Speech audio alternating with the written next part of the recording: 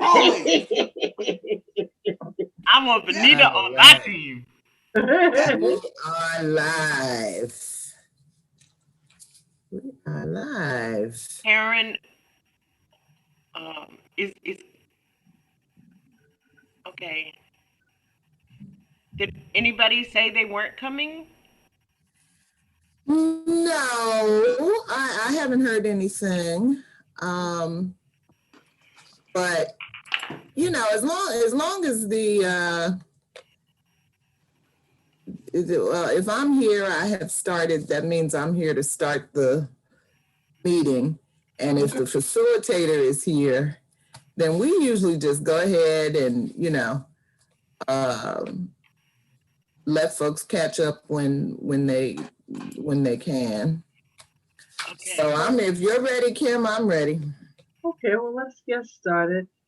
Hello, everyone. Good evening. Welcome to the Global Black Feminist Reading Circle. And today we are reading Caste, is my book, The Origins of Our Discontent. And so before we get started talking about the book, and I'm sorry, this is by Isabel Wilkerson. And before we start talking about the book, let's introduce all of the folks in the meeting today. And we'll start with Michelle. Hi, everybody. I'm Logan Michelle Odom, located in Brooklyn, New York. Happy to be here. Welcome. Welcome, Michelle. And BJ?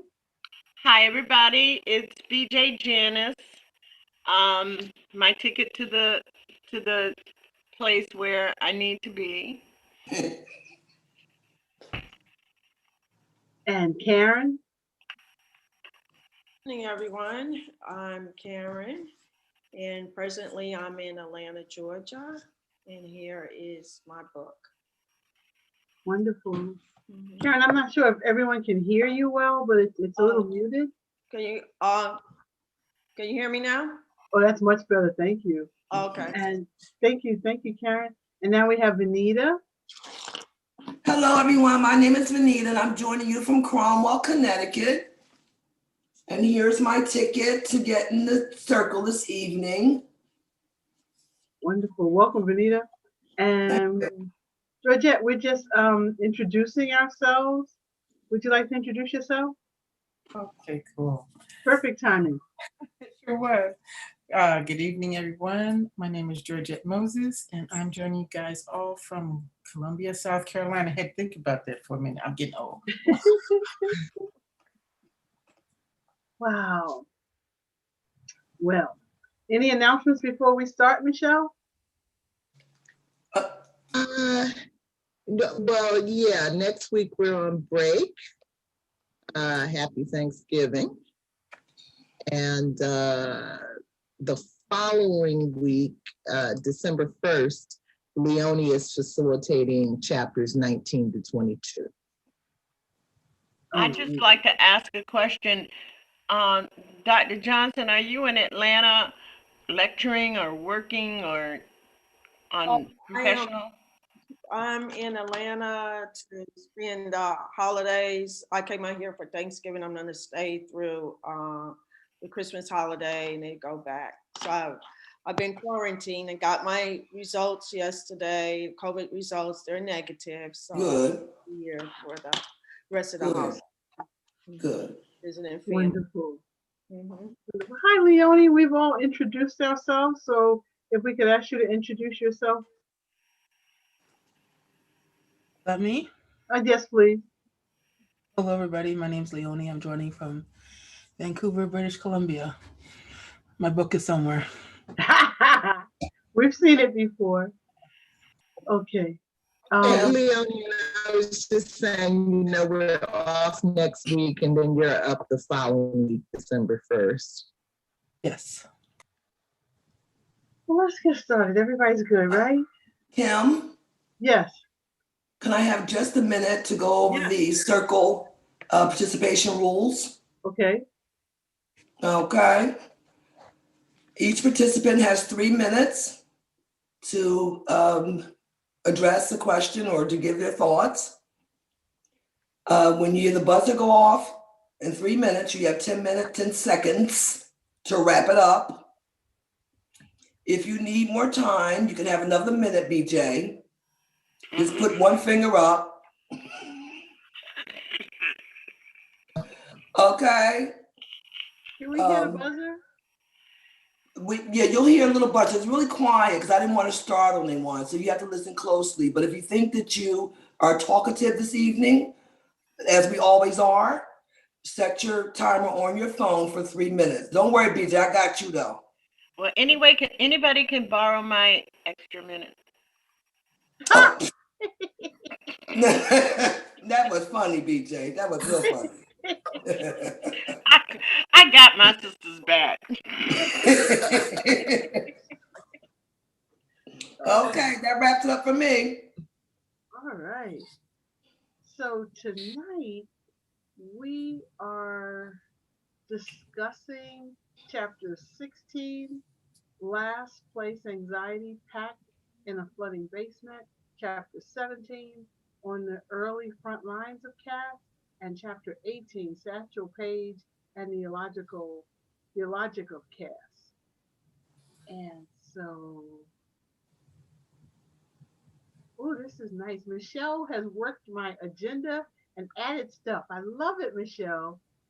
Okay, we're going to do that. Thank you. 7:10, and then at 7:10 we're going to have a talk about 1 or 2 current events that illustrate caste relationships this week. So, and then we're going to close at 7:25. And so I'll start with our summary. Caste chapter 16, Last Place Anxiety, Packed in a Flooded Basement, 17, On the Early Front Lines of Caste, and 18, Satchel Paige and the Logic Caste, highlight the deadly urgency to escape the fate of American caste, the phenomenon of hierarchies and infighting by groups under siege by caste, how the caste system blocks investigating the caste system by outsiders and lower caste. And finally, caste for the sake of the caste system. Chapter 16, The Last Place Anxiety Packed in a Flooding Basement. Caste puts the richness of the most powerful of the dominant caste at a removed in the penthouse of a mythological high-rise, and everyone else in descending order on the floors beneath them. It co-signs people to the subordinate caste, to the basement, amid the flaws in the foundation and the cracks in the stonework that it appears others choose not to see. This jockeying for position actually reinforces the caste system. It even internalizes the system within the marginalized groups. So would someone like to read question 1, the quote from the book, and then there's a question underneath? Sure. Thank you. Key points in discussion question. Number 1. Among marginalized Americans, the closer they have been to the dominant caste in skin color and in hair and facial features, the higher on the scale they have generally ranked. The woman in particular, and the more value attached to them, even by those whose appearance is further from the caste-driven ideal. Shall I read A? Yes, please. The offspring of raped, enslaved African women by the dominant caste create a system of colorism that is still in place today. What, if any, examples of this system can you offer?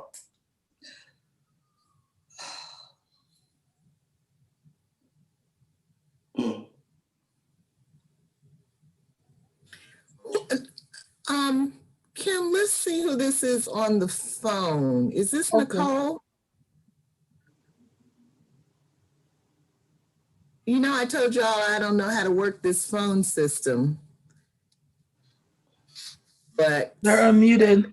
8823. Can you say your name, please? If you're trying to unmute yourself, it's *6.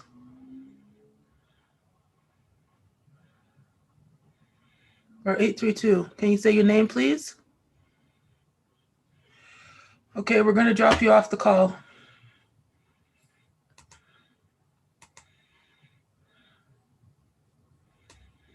Okay, they'll have to call back again.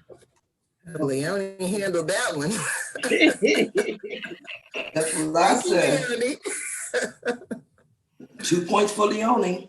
That's right. It probably was Nicole, though, because the only place that I post that list of phone numbers is in our private group. So I doubt it's anybody outside our group, but that's weird, you know. So, question 1. Would someone like to answer that? So I lived in New Orleans for 3 years, from 98 to 2001. Can you hear me? Can you all hear Oh, me? that's better. Thank you. Okay. And so because I taught at. I think our caller is back. Caller, can you identify yourself? Guys, I'm so sorry. This is Nicole. I'm having tech difficulty. I'm Nicole calling from Houston. Okay, I'm on the line with you all. Hi, Nicole. You gotta speak up or you get cut around here.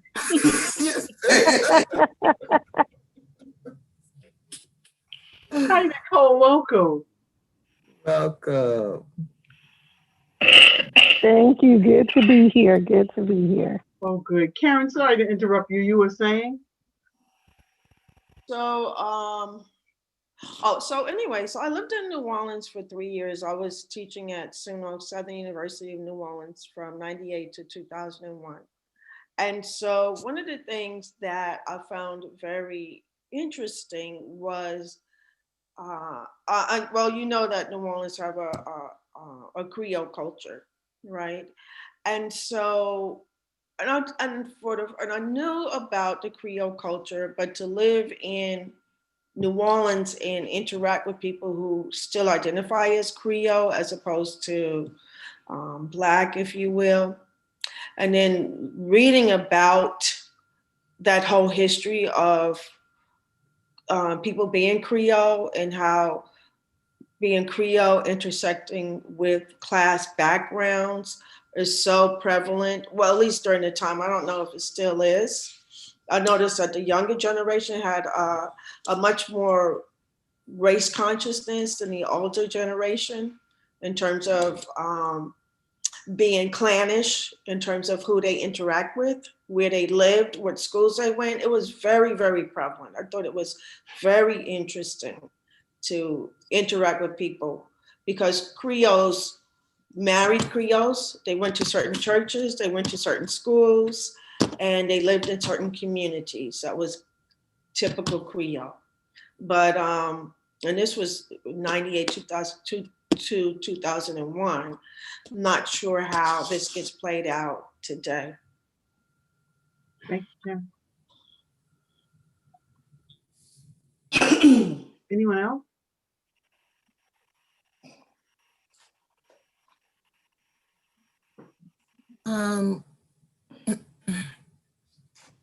Well, I don't know.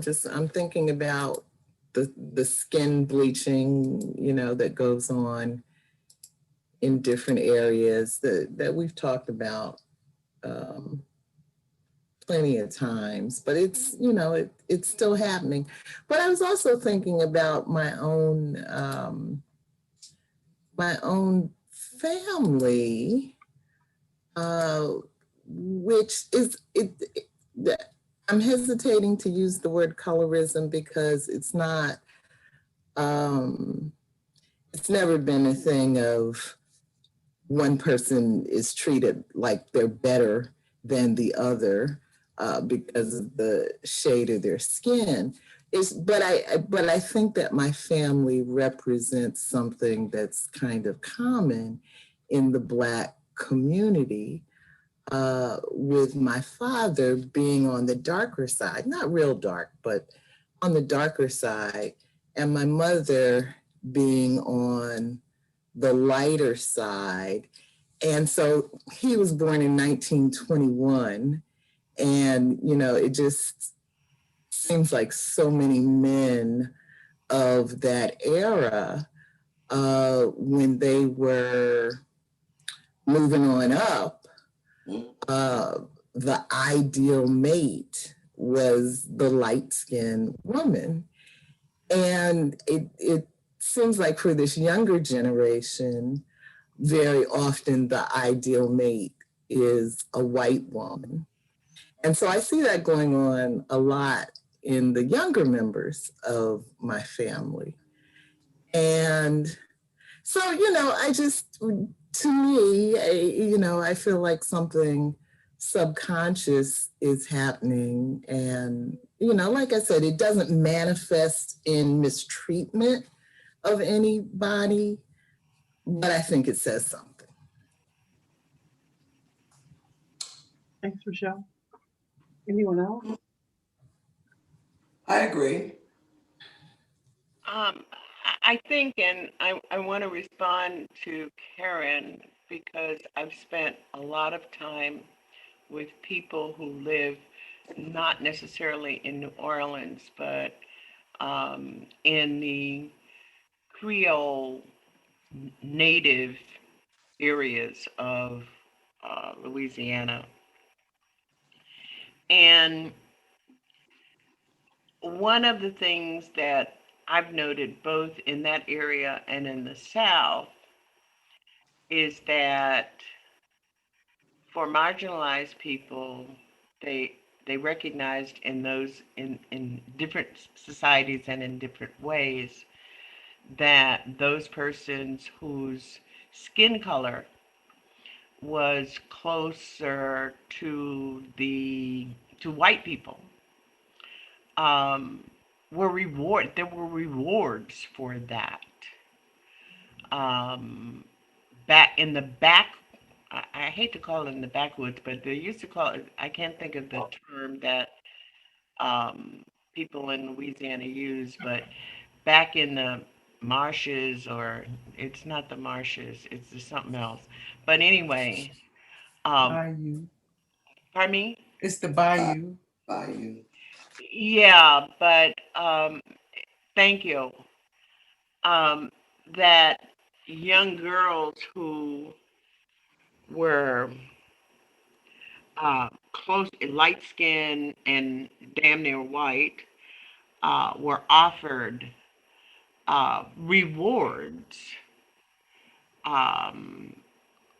for their quote unquote beauty. And a caste system was created within that whole society. Light-skinned kids were rewarded, and it's not the kind of rewards where you didn't get a refrigerator for it or a new computer. You got acknowledgement. You got, for instance, all of the clubs in New Orleans used to go into the bayou. I'm looking for another term, but the light-skinned girls were offered jobs as socialites in the clubs because they were considered beautiful, where white girls of their age would not, it was like human trafficking, would not have been offered those jobs, for escorts Oh, in the okay. club.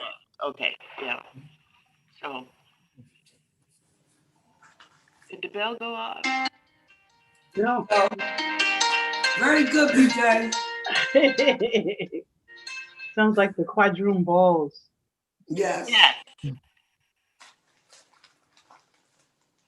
It was funny. I was in Brazil, and I was talking to a sister. She was dark skinned, and she was saying depending on what your skin tone was, you could get a job or you couldn't get a job, and what job you could get. And that was within the last, I guess, 15 years. So you know, that there is that. And then I always wonder, when it comes to police brutality, I don't know if anybody's done a study or anything to look at the lighter you are if the consequences by the police change. It does. It's in Kendi's book, How to Be Anti-Racist. I just read it this week. Oh, thank you. That if the lighter you are, even the lighter you are and the less features that you have that people associate with Blacks, so even if you're white, but you have what people would consider Black features, that also impacts, you get more sentences, you get more time. Wow. Well, thank you, Leonie. Anyone else?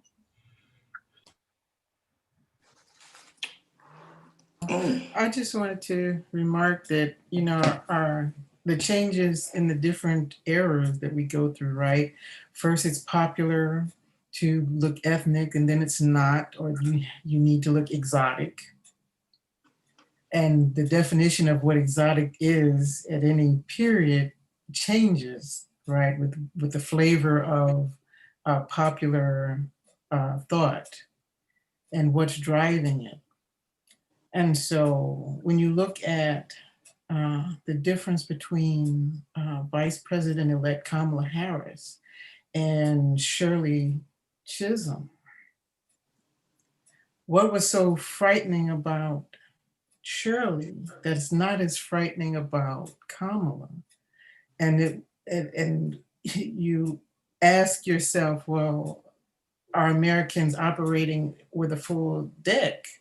Because it's the book cover, not the book, that frightens you, because you're too lazy to read, or you're too stuck in the habits. It's just easy, right, to classify people because that's what we do as human beings, supposedly, right? We look at the face of an animal and then we interpret it in human terms, right? Whether an animal is ugly or beautiful, or they look like they would be nice and gentle or fierce. And we translate that same thing into how we look at faces on human beings. Why do babies have large eyes and little pouty lips? We love them, no matter what color they come in, because we're designed that way. But in this one thing, I think the history of this country and other countries who've used that superficial demonstration of the separation to classify a person as worthy of basic human rights or privileges that should be, standard for every human being. You know, we've really missed the mark trying to separate people, and it's actually based on worth, okay, and wealth. So I'm done. Oh no, you can have another minute if you just ask for a minute. It's no problem. Okay, all right, then I'm gonna ask for a minute. It won't be long. And Okay. And this question is so important because here we are going around and around in a circle. When are we gonna stop this craziness? It's already been proven, okay? Your skin color has nothing to do with your abilities, you know, on either end of the scale. So why are we still, as brilliant as we all are and can be, still stuck, you know, with this handicap? We're handicapping ourselves. We're missing such a great resource in our schools, in our communities, at every level, because we're still looking at what people look like, not what they can do, not who they can be. And so I'm just hoping that we figure out a way, what is the problem, and solve it. okay? Because we can't keep going on like this. This is just retarded, all right? If the aliens were buzzing around us, looking at us, they're like, what is wrong with those people? They all look alike to us. You know, and sometimes you just have to take a look from outer space down and see, you know, are we really rational human beings or irrational beings, period? So, okay, that's my time. Thank you, Georgette. Can we talk about colorism in our own community and how caste works within different Yes, groups? yes. Um, I think that if we look at history and you look at all of the women who have been willing to sacrifice and work and struggle for Black people and freedom and been at the helm of justice workers, I think it's interesting, with the exception of a few, most of them have been dark-skinned women, dark-skinned men. But if you look at who the external successes have been, which are aside from um, work around race, they are light-skinned women and light-skinned men. One of the ways in which, what's his name, who was the NAACP president at one time, I can't think of his name, Maynard Jackson, Walter White. Walter White, but then one more recent, Karen, oh God, I can't think of his name, just about maybe 6 or 8 years ago. If you look at those people, W.E. Du Bois, who was brown, but he wasn't Black. But if you look, and somehow I connect that with the whole thing of white women, especially wanting to touch your hair, white men wanting to have sex with you because your skin was Black.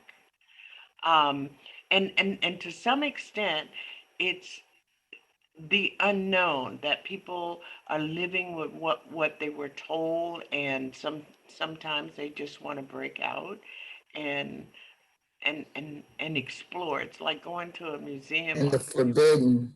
yes. I don't even know if it's forbidden.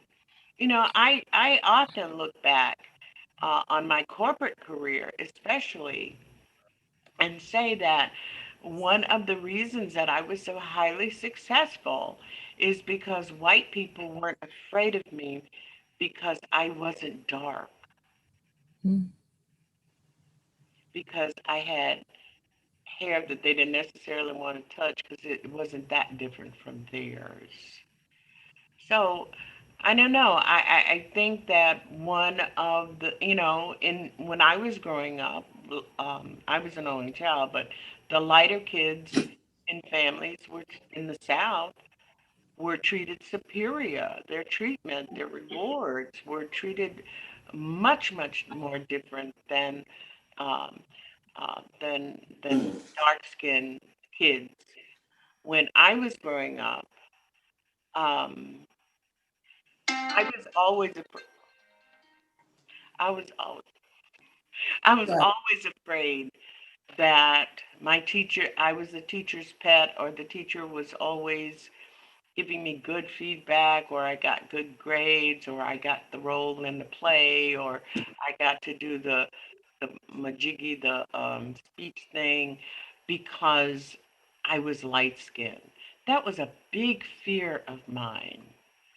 And it made me grow up being the person who said, I am not going to marry. I'm not going to date. I'm not going to marry any light skinned Black men. I'm going to find me a Black man who can give me a brown baby, Oh, which was kind of like strange. And my point is, so it sets it up that you can't, as my granddaughter would say, live your best life. Mm. That's right. That's right. Well, in my family, there was a lot of colorism, which today makes me sick to my stomach. What is that? Some of the things I would hear, and some of the things I heard. And I don't know what you were feeling was your imagination, because I know that because I was fair skinned and I'm the darkest person in my family, and I had curly hair, that I did get preferential treatment. Mhm. I knew that my dark skinned cousin, which I always found to be the most attractive one of all of us. But then I have to be careful with that because I have an obsession with dark skin. My mother's mother was black as the ace of spades. It looked like Queen of Sheba and had skin like velvet.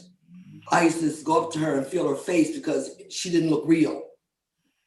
You know, she was just so beautiful. She just didn't look real.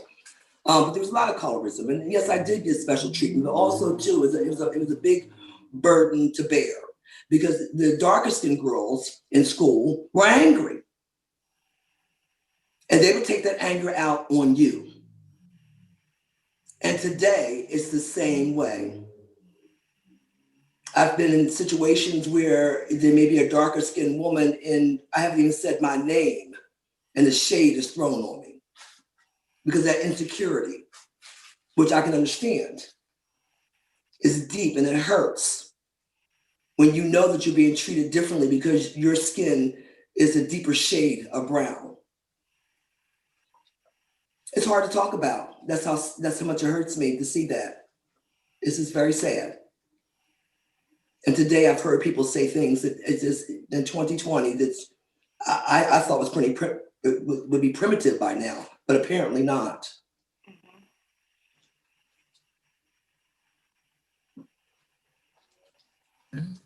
Response to Venita, to what Venita had to say. This thing is so deep and it's so pervasive. Sad. I mean, I've done like dozens of broadcasts with experts about this issue. But in response to what Venita has to say, it also, I know that two things, um, it altered my personality or it formed my personality. I wasn't going to let those girls be mad at me. So they could have all my money, all my lunch money, they could have anything. I'd be bringing stuff from home so that those girls wouldn't be mad at me because the culture had adopted this colorism thing it was so entrenched that light skin meant you thought you were better than anybody else. Exactly. And I was having to fight that, and it really formed a part of my personality growing up because I didn't want anybody to think that I was better than anybody else. Um, and um, it's really interesting, and I think about all those parties that I went to in Boston when I was an undergrad, and nobody wanted to dance with me. And I was a good dancer. Benita, don't get it wrong. And I I thought I was dressed as cool as all my friends, but we would go, you know how pack of girls go to parties, and nobody ever wanted to dance with me. And then my friends kept saying to me, well, you look so serious. You look like you're going to jump up and make a speech. And I was trying to accommodate all of this. And I think it was in the 60s, and black men didn't want to associate with light-skinned girls except for in private. oh, That's how deep I think. I mean, I may be way off. yeah. So, anyway. Yeah, because they were going to the opposite extreme, you know, of what I was describing in my family. You know, but as Gio was saying, you know, the issue is getting to that place where we can see people beneath the skin, where we can see that, you know, those are the qualities that really matter. And, you know, and a lot of us are very, very visual people. Visual learning is, you know, very prevalent. So it's hard, but I think to some degree, you know, we're making some progress, but like everything else affecting our community, it's deep and complicated and not easily resolved, and we'll be talking about it decades from now. But the whole, you know, Black is Beautiful movement was a step in the right direction. The sort of love for the various skin tones that kind of comes out today, I think is a step in the right direction. But like everything else, there's uneven development. But I definitely think we're better off talking about it than not talking about it. You're here. Okay, I just have one more thing to add, and then it made me think about this recent development in the natural hair community. I just happen to be scrolling through, and I'm seeing posts by previously, you know, they call them influencers, right? Saying, why I gave up the natural hair community. I'm like, okay, wasn't it a personal choice? And her complaint was that the other natural hairlistas were getting on her about how she was taking care of her hair.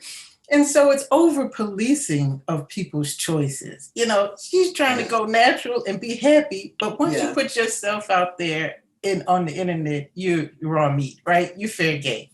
Yeah. So I just thought it was an interesting development and how, you know, we swing back and forth, you know, about who we are, what's growing out of your head, what your skin color looks like. We swing back and forth because we're never satisfied and always looking for somebody else's approval, right?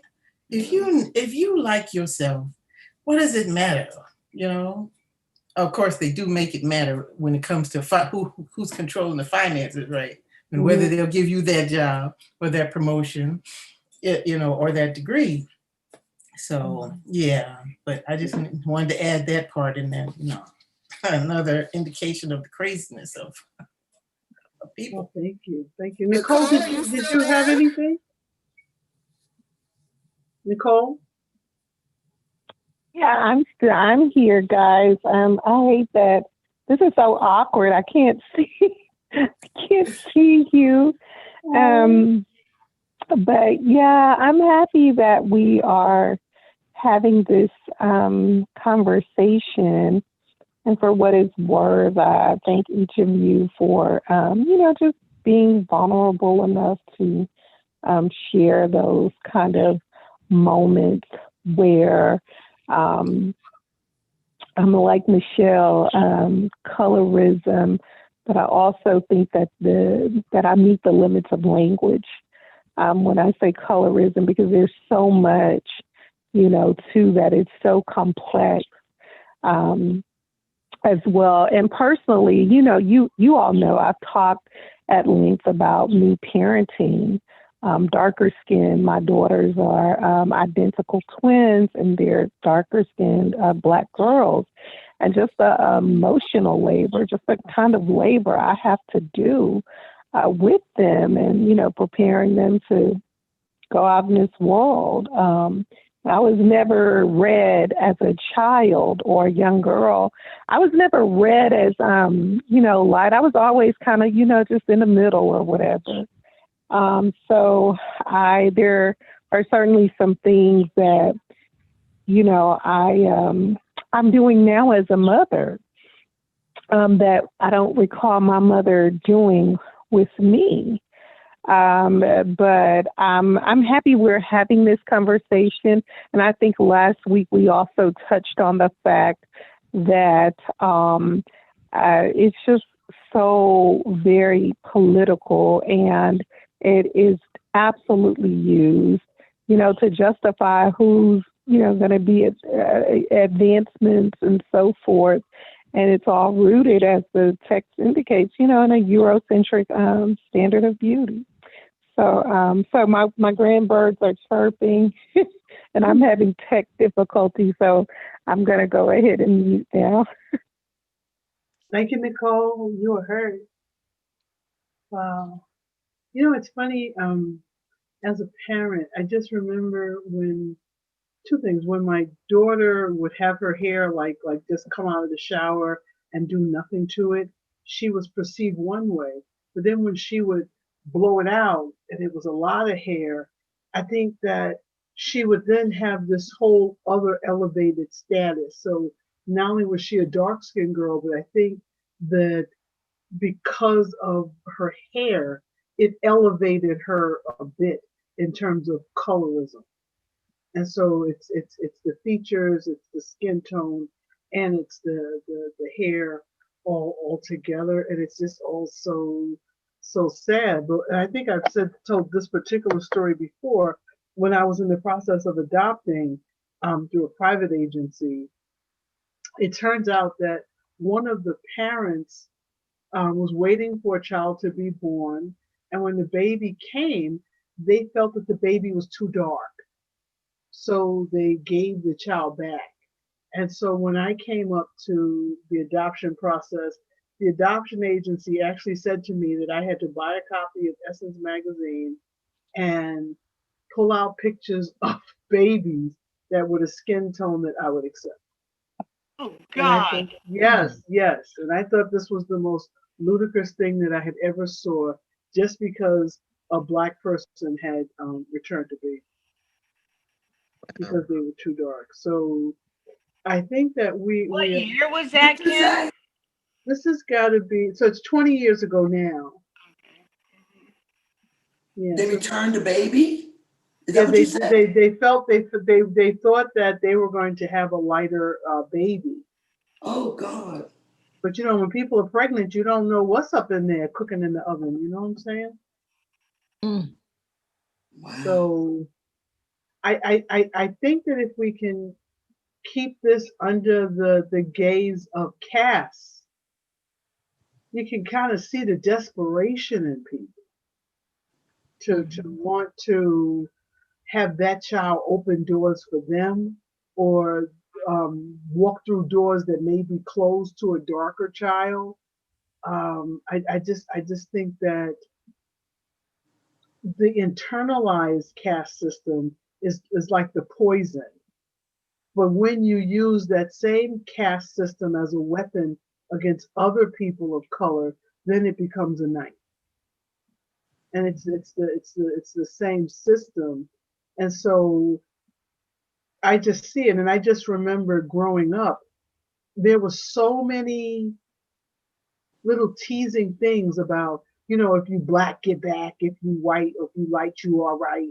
So it was this whole language of betterment.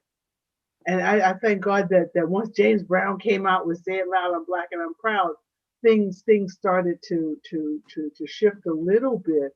But there was always this sense of, if you were the darkest person in the room, and that could change from room to room. You could go from room to room and be the lightest or the darkest person. So your status changes based on whoever's in the room with you. So I love what everybody's saying, and I just would love that collectively, and I see this generation today doing more of it, not being bogged down with this. Mm. So I hope it's not a trend, that it's not a fad. Well, I want to contradict that a little bit, Kim. If you think about What is that specifically? I said a couple of things.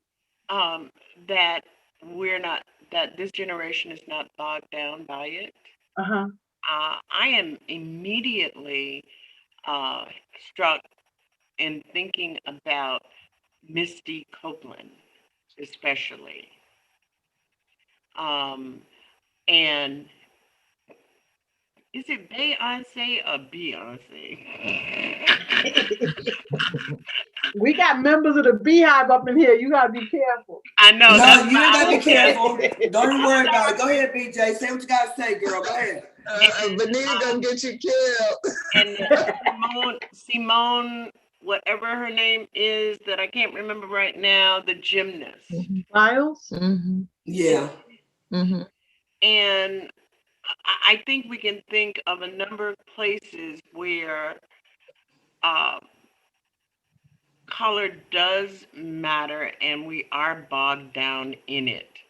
And I mentioned Misty Copeland because ballerinas are supposed to be white, blonde, princess-like girls. And that is one of the reasons why, because you know our girls can do it.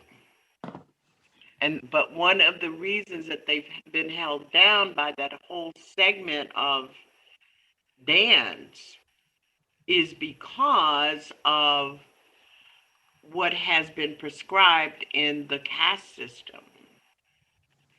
And one of the reasons why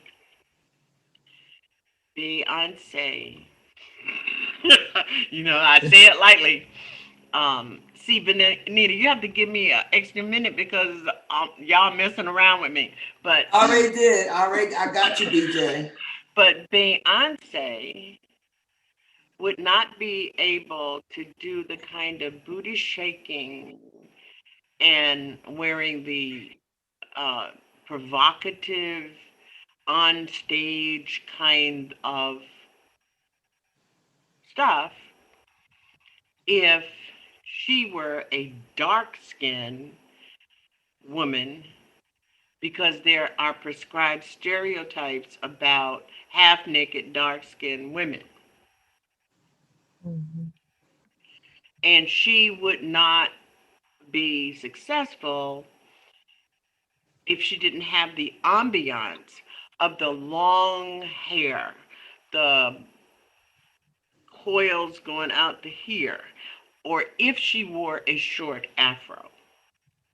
Mm-hmm. So I think, there is a great degree, you were talking about your daughter.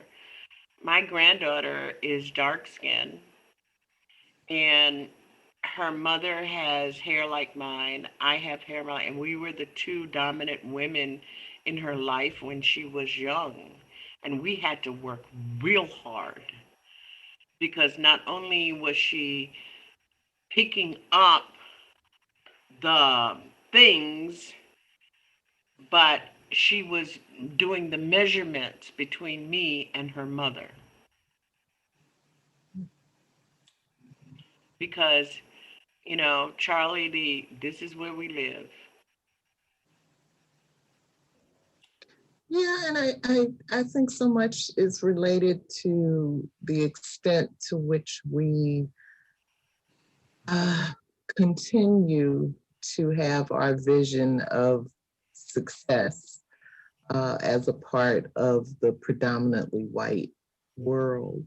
And I'm thinking about one of the earlier chapters where Isabel met the African woman, who told her there are no Black people in Africa. And so I think that for those of us that are here in what has been changing, but has been a predominantly white world,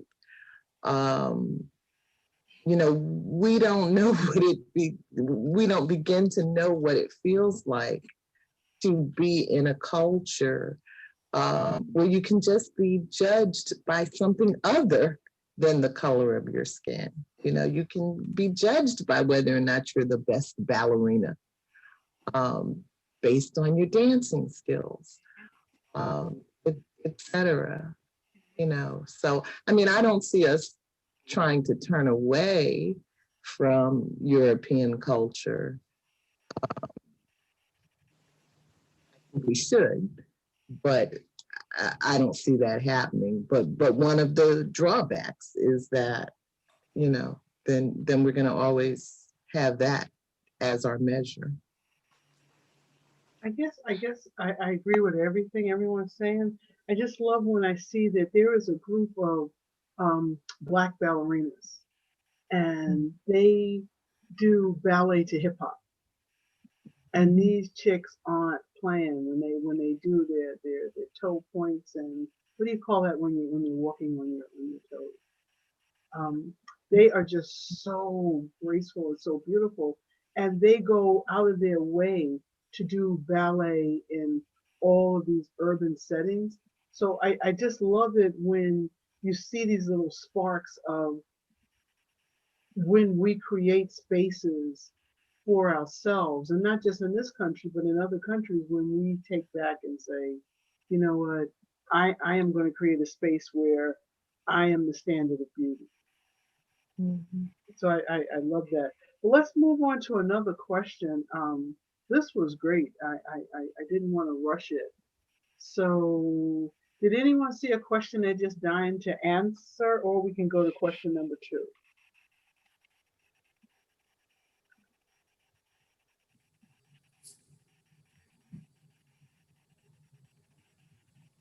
Georgette, would you like to pick a question?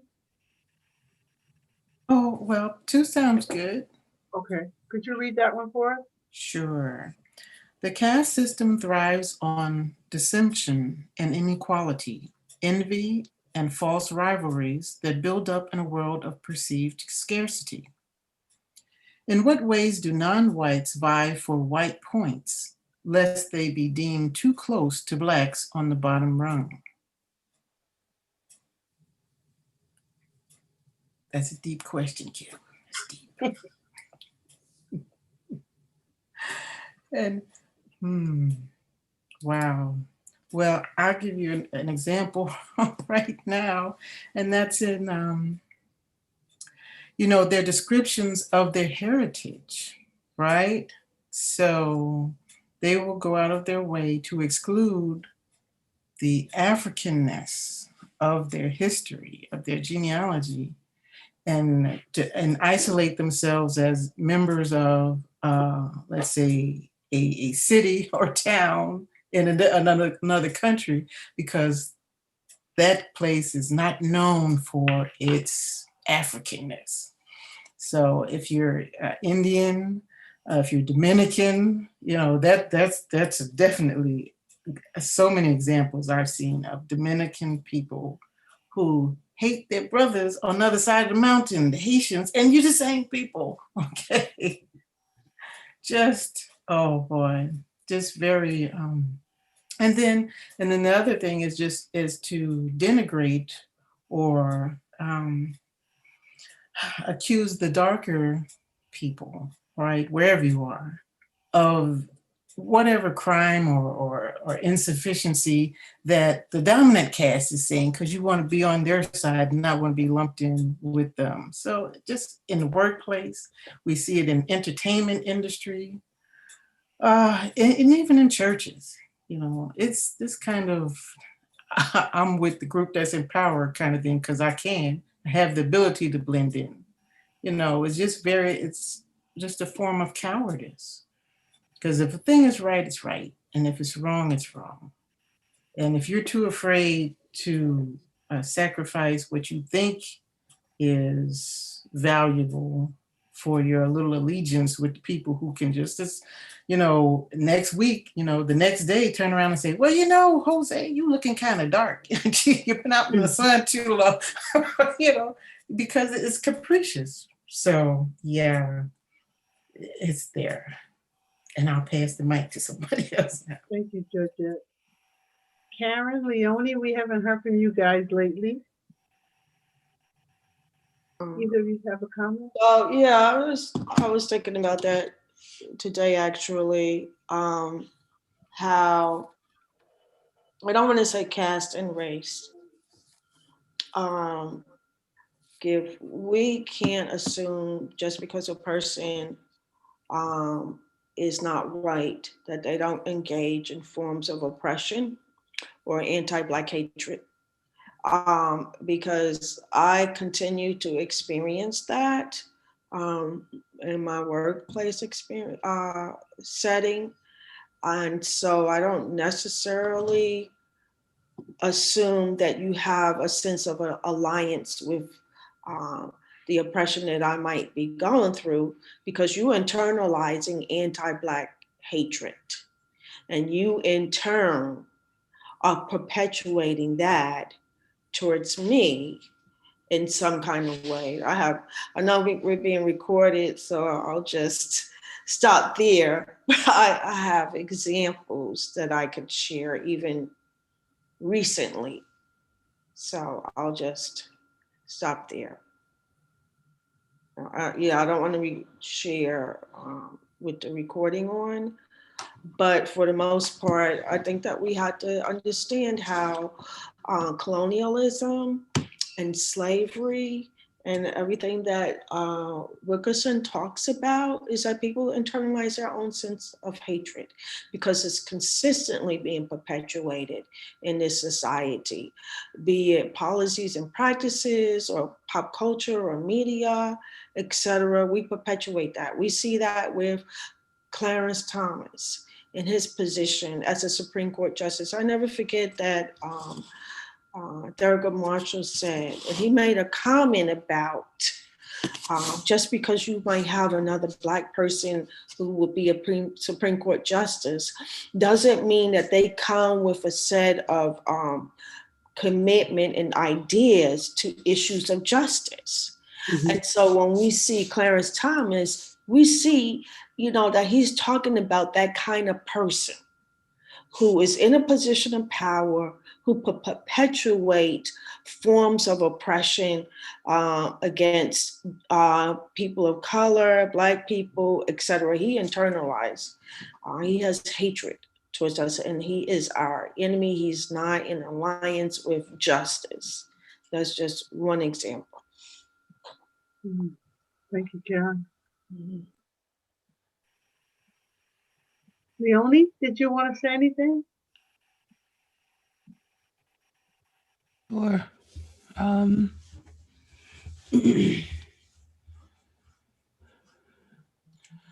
Well, I think that there's a lot to point to.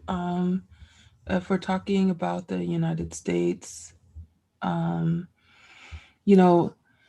part of the conversation, for example, about the impact of the crime bill, which keeps coming up, and it's come up in this election because Joe Biden was part of the crime bill. What doesn't frequently get named is that there are plenty of Black people who were for the crime bill, like the Congressional Black Caucus. There are plenty of Black people.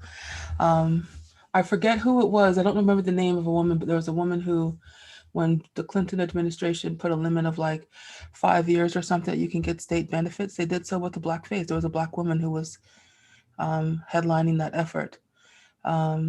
And we continue to see that. We can continue to see examples of that. I think a lot of the times when we're looking at people, for example, when I hear Black people who are Republican or part of the conservative movement, that oftentimes they don't. I'm not talking about someone like, what's her name, Candace, whatever. She's just stupid, but other people who have, like, is it John McWhorter, or who have like arguments. The thing is that they stay so up in the they keep their arguments and their positions so high up in the ideological and the ideological that has the mask of academic, that they actually can't reflect or speak to the experiences of people who are not like them, including other Black people. And so it allows them to kind of like thrive,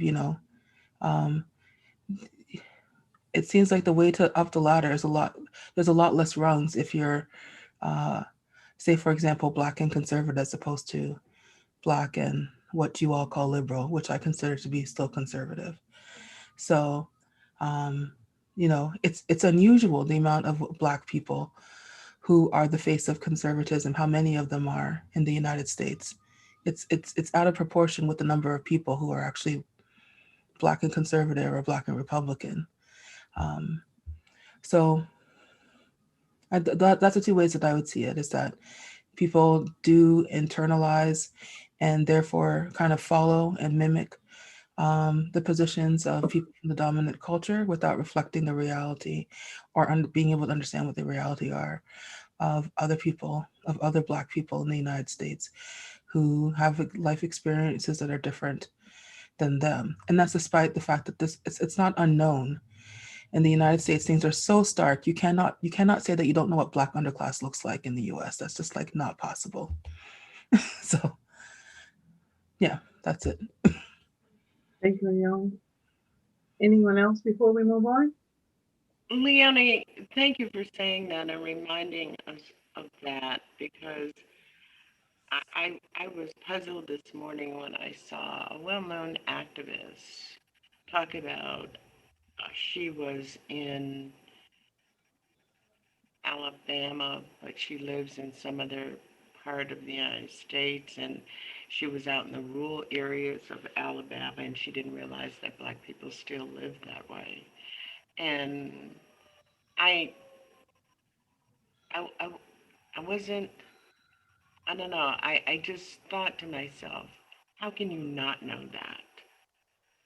You've been talking about poor Black women for years and years and years as an advocate, and you don't know that there are poor women who live in areas in many parts of this country who don't live in homes that have plumbing. So thank you for saying that, because I didn't think I was losing my mind. I just thought that maybe I'm being too harsh. Maybe I have done this too long and I need to step back and not be so harsh. Okay. Thank you. I wanted to move on to Kim, question. Yes. I just wanted to react to BJ and Leonie. Go right ahead, and then we'll move on to our last question. Okay. BJ, yeah, as you were talking about people not knowing, it is hard to see how someone who's an advocate of any kind wouldn't know something like that. But I am always struck by how much there are these different worlds going on and how people seem to set themselves up in a particular world, tell themselves whatever myth they need to tell themselves to be a part of that world, and and have total blinders about everything else. And it's like stark for me right now because we're witnessing this myth making going on in terms of the presidential election. Donald just keeps telling people he won the election and he says it like he believes it, and his followers say it like they believe it and they proceed, but it seems to work like that in a lot of different areas, that we just tell ourselves something and it becomes it. So that's how I think that happens. And Leonie, I wanted to say to you, in terms of the Black Republicans, as you were talking, I was thinking about one of my ex sister-in-laws who was a Republican. My brother was the Democrat. And they really made a conscious choice in their marriage to split their party affiliations like that so that they would both have some connections and some entree into these different worlds. So to me, you never really know when somebody is coming at you with real conviction, versus they're just playing the game to live out whatever myth they're trying to live out in a particular world. The other thing is that conservatism in the Black community has been so constant, because to be conservative was a place of safety for Black people up until probably in the 1970s. Yeah, I can see, which is why I make the distinction between conservative and Republican. Mm-hmm. I don't see how being a Republican is a place of safety for anybody who's not a white male. Oh, no, yeah, I understand that. Yeah. You know, I understand the conservative argument. I don't agree with it. Well, you've got your controlling systems, and Isabel Wilkerson talks about them, and one of them is the Black church. And the other crazy people that came along who call themselves the Black church. But there's no such thing. This is the thing. The Black church is a white supremacist dominant system. The Black church is not a thing that exists without the white church. It doesn't exist. It's like when people go to Akala, who some of you know, who's a UK activist, makes this point that people, for example, criticize the place where my family's from, Jamaica, for being homophobic, and they act like Jamaicans are homophobic. Jamaicans are homophobic because of the Catholic Church, which is a white system. There's nothing inherent about the island of Jamaica that creates homophobia. It comes from the dominant white system that it was created in. So this is the whole thing. So I appreciate what you were saying, Leonie. But one of the other things I don't want to add to that, when we look at the Black church, and we can't look at it as a monolith, but one thing that the Black church has served in the African American community for a long time has always been a bulwark against racial oppression. It's always been a space in which Black people could have as a site to organize, to resist oppression, particularly during the age of segregation.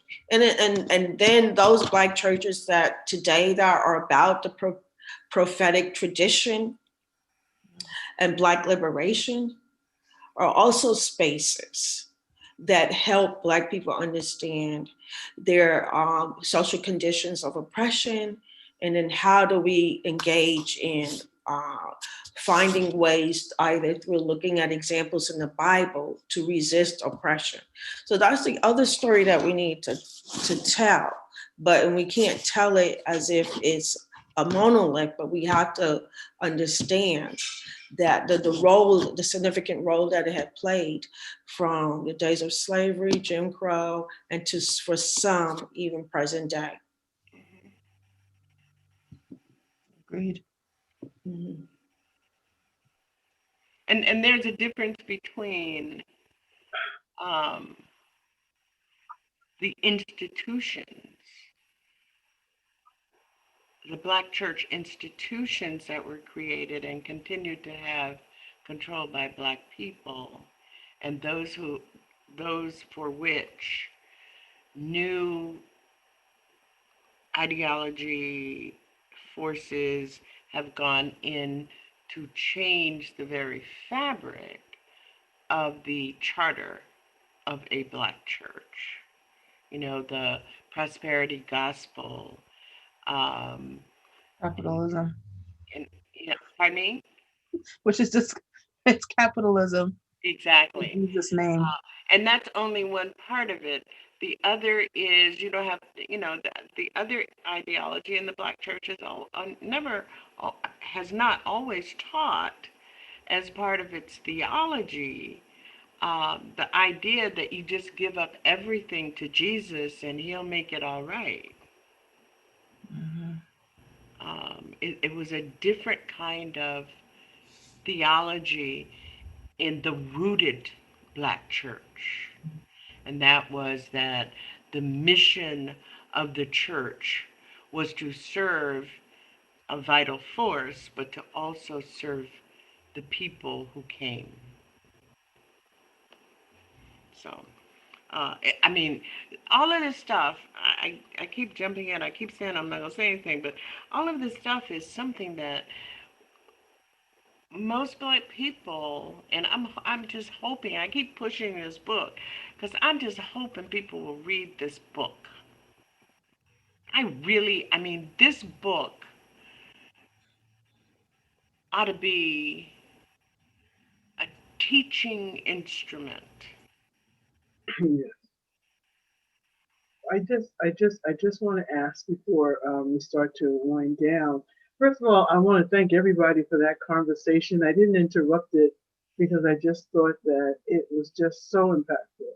So I just appreciate everybody's points of view, especially the power or the lack thereof in the Black church. And so what I'd like to do is to ask if anyone has any comments around Allison Davis and his story of the Deep South, or if anyone has anything that they just, really want to say about Satchel Paige. And so those are our last 2 points. And we can just do popcorn style if anybody has anything to say about that. And I'll start by just saying that even in reading about the work that Allison Davis was doing, I was terrified. I was terrified that the next paragraph, you would hear that they were found out. So I just couldn't imagine the pressure that they had lived under for 2 years of this work. Anyone else? And it's Allison Davis or Satchel Paige, one or the other. Go right ahead. I was just glad that Isabel Wilkerson, rescued this story, highlighted this story, so that maybe he can, I'm sure he's gone on, but in history get more of the due he didn't get in life. And I think that's why it's so important that we do our own kind of scholarly work.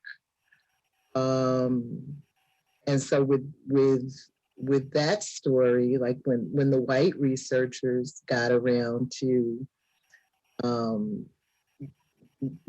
doing their research, I know with one of them, it was a shorter time frame, but with one of them, who really didn't understand the dynamics going on there, got kicked out of town because he offended the sensibilities of the white folks. And so, I'm not anti-white folks doing our research because they are often in the position. They have the resources, they have the connections. I'd rather have some research done than none. But I think that we get a much more nuanced, much higher quality, much more authentic product when we do our own scholarly work. Well, I actually looked for the book, Allison Davis, because it's a very interesting story, and he didn't get his due. There are a couple other anthropologists that came out with their findings prior to his, but I didn't have $809 to buy his book. That was in 1940. Yeah, girl, we had to take up collection and pass it around. Yes, it's such an interesting story. I just automatically said, well, I gotta go see if I can find that book. You can, $809. I guess it's so rare now, but it's a very interesting story. And I do think that Allison gave it more of a, Davis gave it more of a face. I mean, the experience that he experienced was totally different. Mhm. You know, the white anthropologist, what was his name again? Gardner. Gardner. Yeah. You know, they were still in white skin. So you didn't feel the wrath, which is why Allison, Davis in the, depression, I mean, he was feeling the terror of being Black. Mhm. So it was very interesting. I really would love to have the book, but I can't afford the book. Could you pick that up for me for Christmas, BJ? I knew you were gonna throw it at me.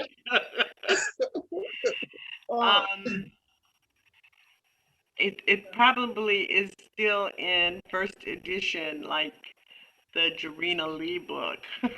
But I one of the things in I had read that story sometime way back. But one of the things that always struck me, that struck me as I was reading it, I was thinking about Derek Bell and the ways in which he chose to tell his truth in works of fiction, or fictional display. And I'm wondering if that is how other Octavia Butler, who was clearly well studied in anthropology, chose to tell her truth, that it came out of a certain amount of um, looking for security. I even said that I knew Derek Bell for a long time before he moved to New York. And I even said to him, well, why don't you just change your name? You know? Because I understood, both at Columbia and at Harvard and other places, the kind of stress that he would place. I mean, I think all of us do it. I used my name Janice on radio because I was running from the dogs. Um, but no one in my professional life knows me other than BJ.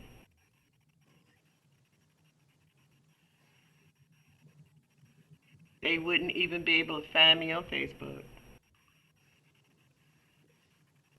So one of the things that really struck me with the Davis story as well as Satchel Paige is a theme about how the caste system and plus racism really um, it acts as a major violence towards Black people in terms of preventing them from succeeding to their highest potential.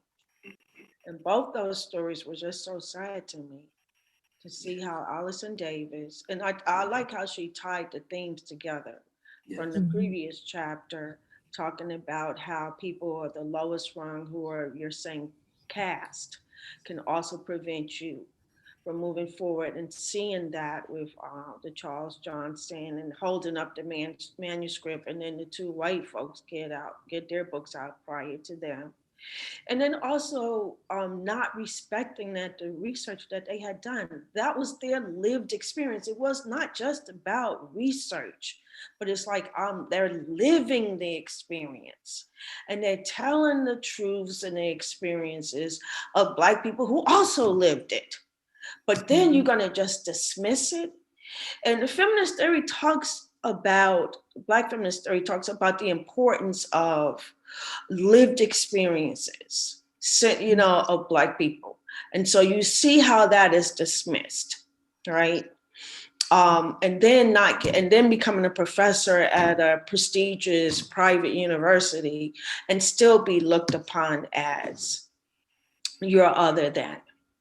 And they're also seeing that with Satchel Paige, seeing that theme again about how, and she makes a really good point, in Wilkerson, and it just, that point that she makes stays with me, and I want to just read that. Let's see, here is it. Where she basically talks about how if he had been given a chance in his prime, how he could have been so much greater, not just for his own personal experience, but also for all of the teams, for all involved in that. And she was saying, and she says, and I want to read this. She says, under the spell of caste, the majors, like society itself, were willing to forgo their own advancement and glory and resulting profits if these came at the hands of someone seen as subordinate. And so, revealing that not only are you hindering a group of people on their personal level, but also you hinder society by the racism or the casteism, or whatever. A lot gets lost. A lot gets lost in that.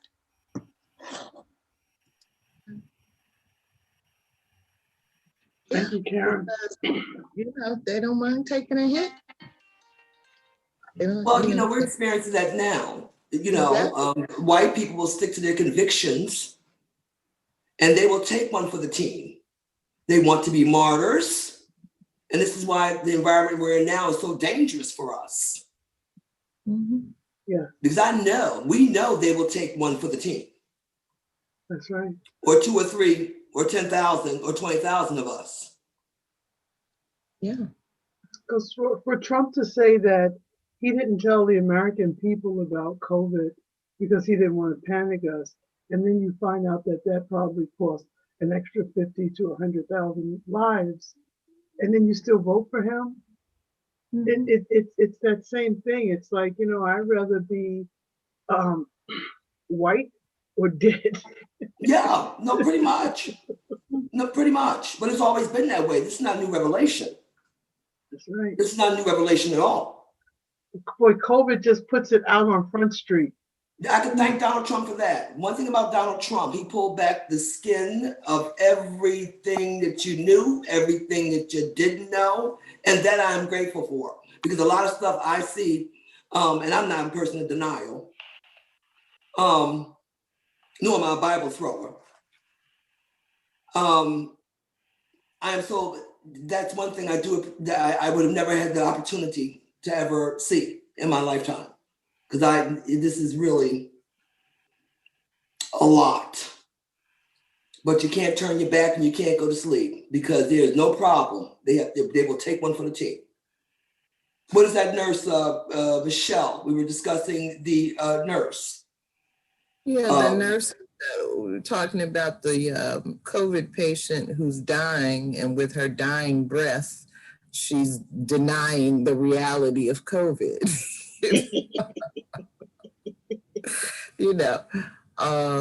But yeah, I agree, Venita.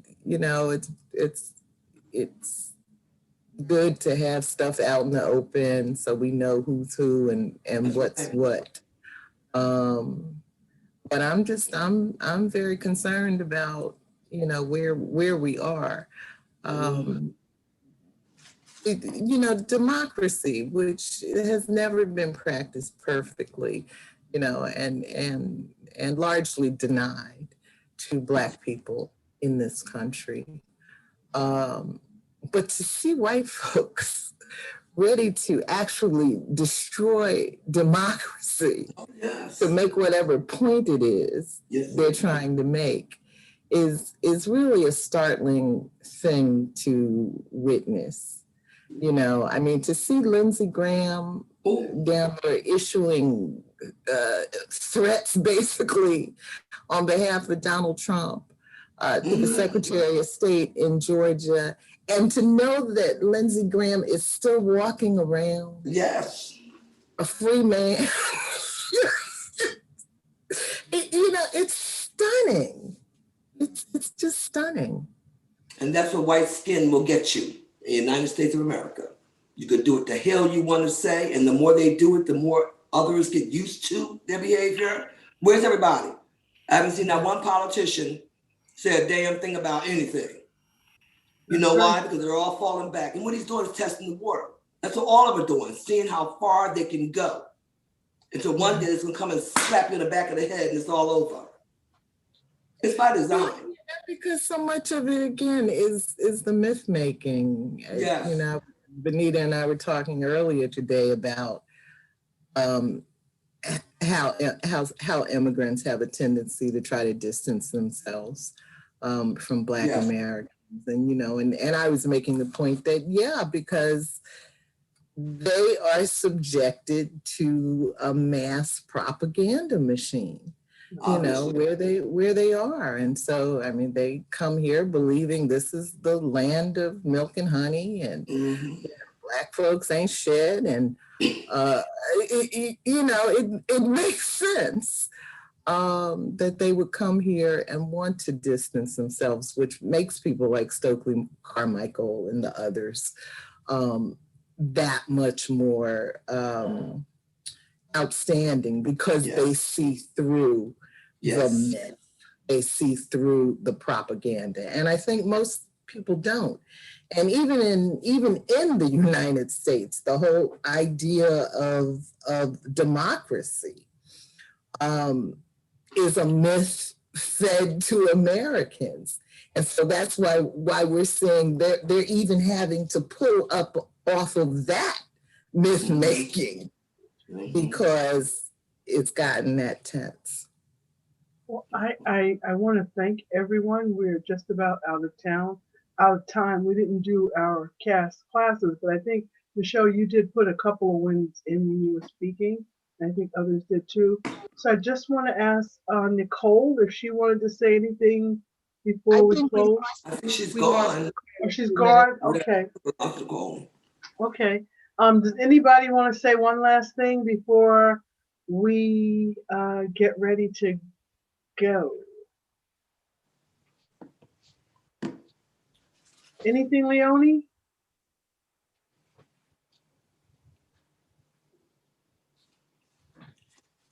I'm still on the citizen thing on Leonie to reject our preoccupation with citizenship from last week. Yeah. It's rolling around in my head. Sorry, was there? Oh, okay. You're just thinking about it. I thought you had a question.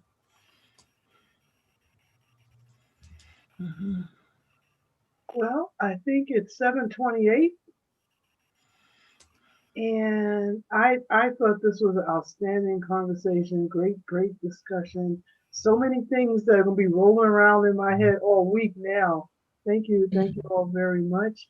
And so I think we're going to close, and just thank you all for reading our stories together. And like Michelle had said earlier, we are off next week for our break, and then we will be back with Leonie Smith the first Tuesday in December. Thank you. Thank you, Karen. Very much. And I was wondering if people could stay on after we stop recording so that we could hear Karen's story, if Karen wants to share it. Okay, let me stop the recording. Give me a minute to